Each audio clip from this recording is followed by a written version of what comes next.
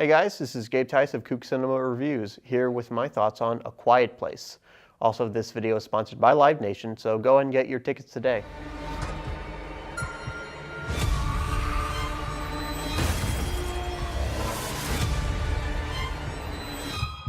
Having eagerly anticipated this film's release, the thing that struck me the most is that not only is it an excellent horror film, but it's the type of horror that we just don't see too much of anymore. Too often we have horror films that are vehicles for television actors. Ironic that John Krasinski was in The Office, of course, but we have cheap vehicles for television actors filled with uninspired jump scares and just very little thought or creativity put into them. Not only do we have a horror film that's based in suspense, atmosphere, and tension, but at the core of it, we actually have a family drama which is contextualized by the horror elements. Essentially, we have a family here trying to fight off these creatures who hunt by sound, meaning that most of the movie is done without any spoken dialogue, really just a minimalist use of sound in general, which sound, especially in horror films, is a major element. So to overcome that obstacle takes a very high level of skill that I was afraid we wouldn't get, given that this is John Krasinski's second directorial feature, but he absolutely rises to the occasion. He communicates all of this information, both exposition and character development, non-verbally. It's following the golden rule of show, don't tell, which is something that Hollywood, for some reason, isn't believing anymore these days.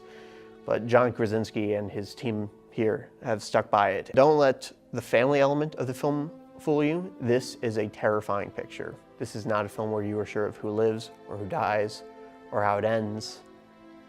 And it just keeps you invested the entire time, which is, again, not just a major feat for a horror film these days, but just films in general.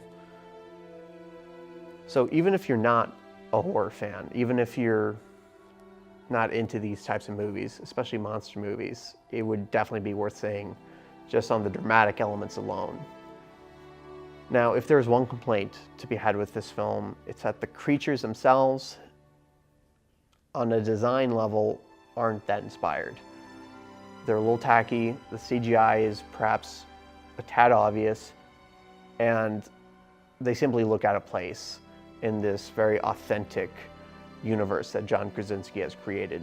It seems like we're watching special effects from a computer being pasted into reality, and this does detract from some scenes where they're shown more prominently, which are some of the weaker sequences of the film for that very reason.